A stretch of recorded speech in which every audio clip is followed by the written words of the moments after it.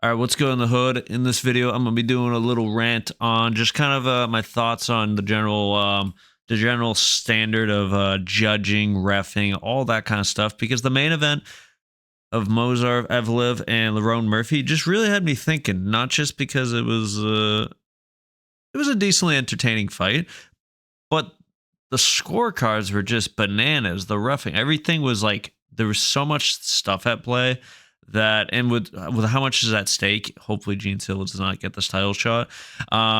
With how much was at stake and how it played out, it just makes me want to like break down some thoughts I had.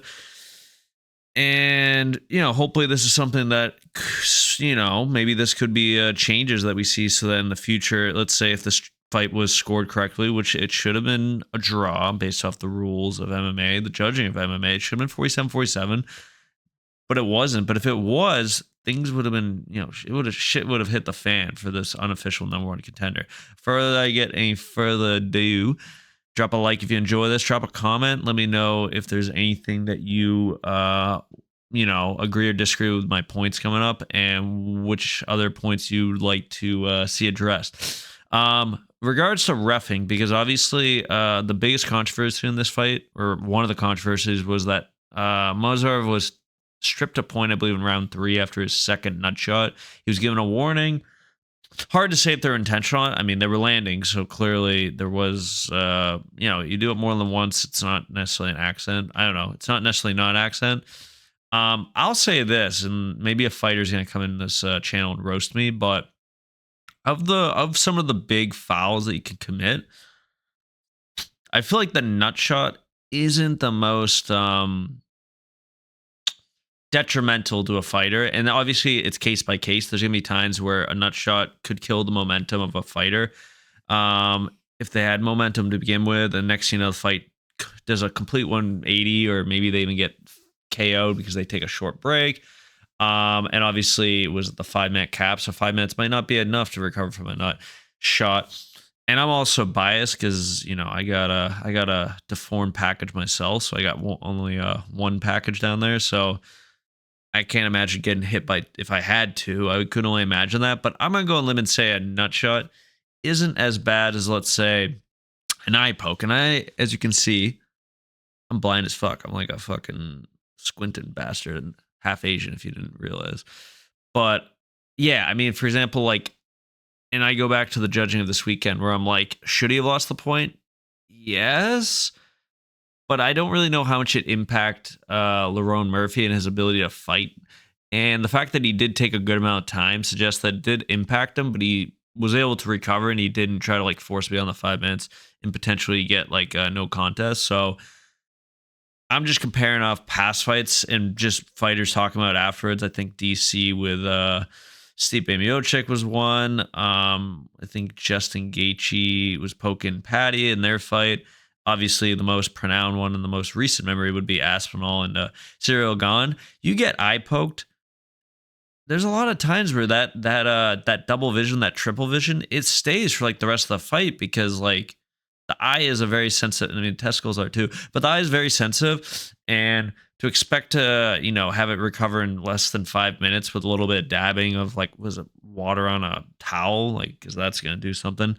That's where I'm like, if it's a bad eye poke initially, there shouldn't be a warning. Like, you should lose a point. Whereas the nut shot, I'm like, you should get a warning, maybe 2, depending on the severity of the nut shot, and also like how it was like delivered and all that.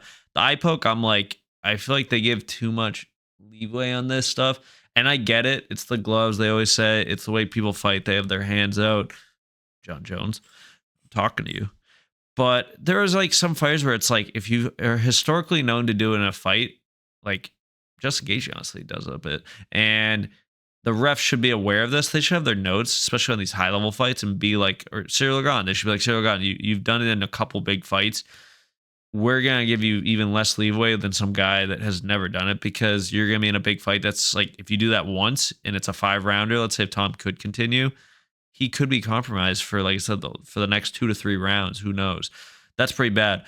Not as bad, but also I would say in some ways equally as bad, especially depending on the situation and who you're fighting. Things like fence grabbing, interlocking the toes in the fence, What else? Hooking the gloves, stuff like that, where fighters are doing this because, and it's crazy Yoel Romero's in this situation because he's a wrestler himself, silver medalist. I think this is Jakar Souza, maybe.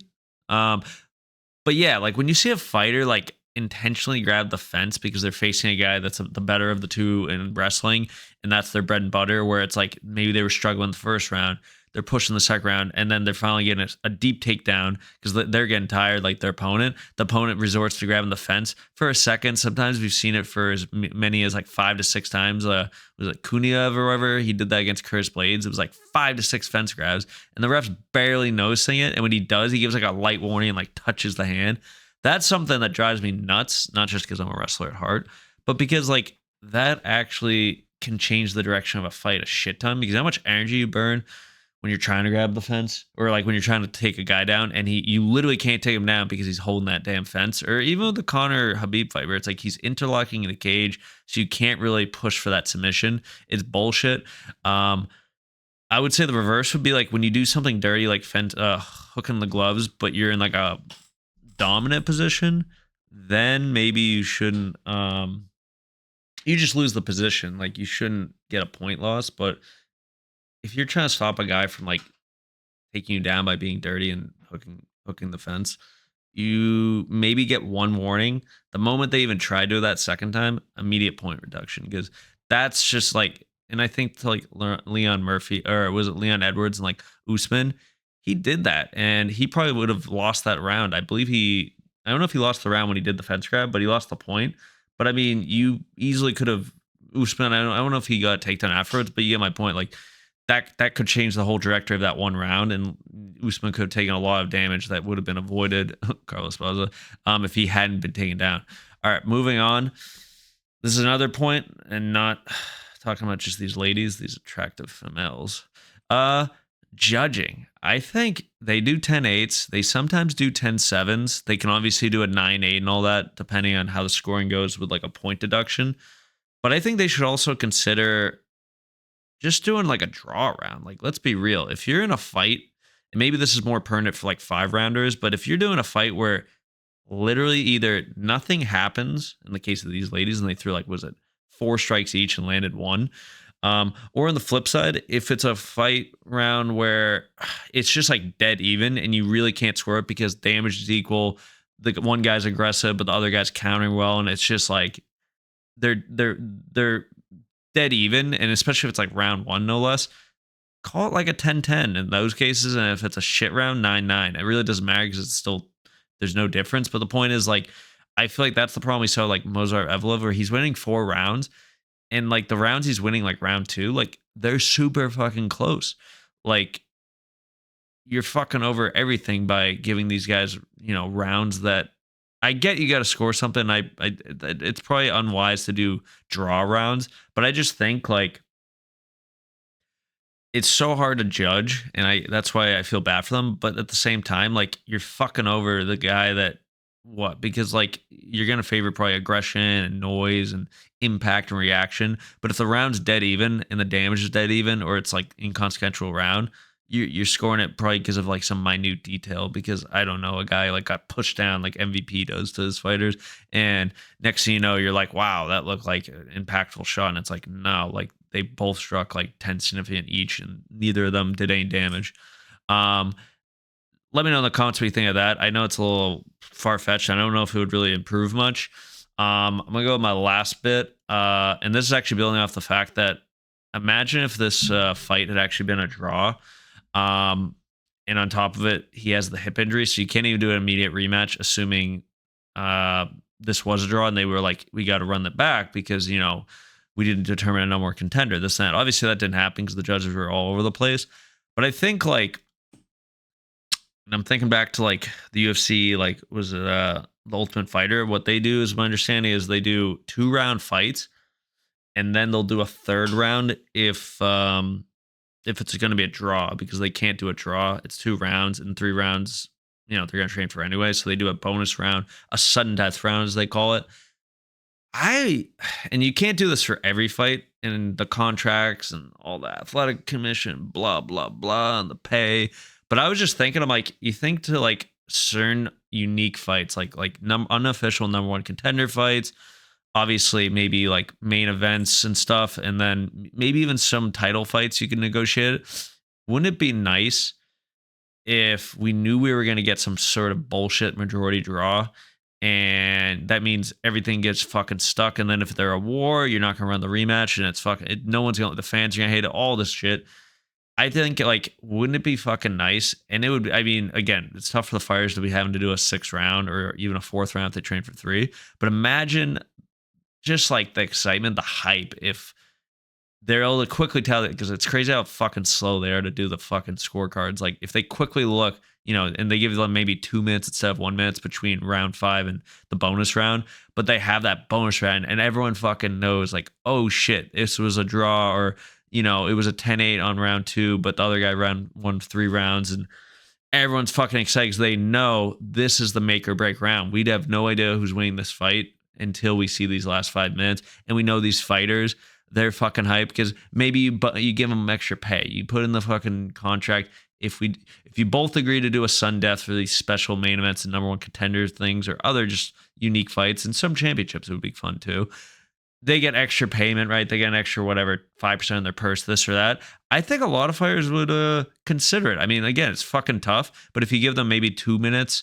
3 minutes between that final 5 minutes, those final 5 minutes, they're gonna be fucking banging. The fans are gonna love it. Paramount's gonna love it. UFC, Dana White's gonna love it. The only thing is, yeah, the Athletic Commission, they have to fucking rewrite everything and all be bullshit, and UFC would have to pay more. But I don't think anyone would fucking complain. And I don't think it happens that much. There's not that many decisions as that go majority draw and all that.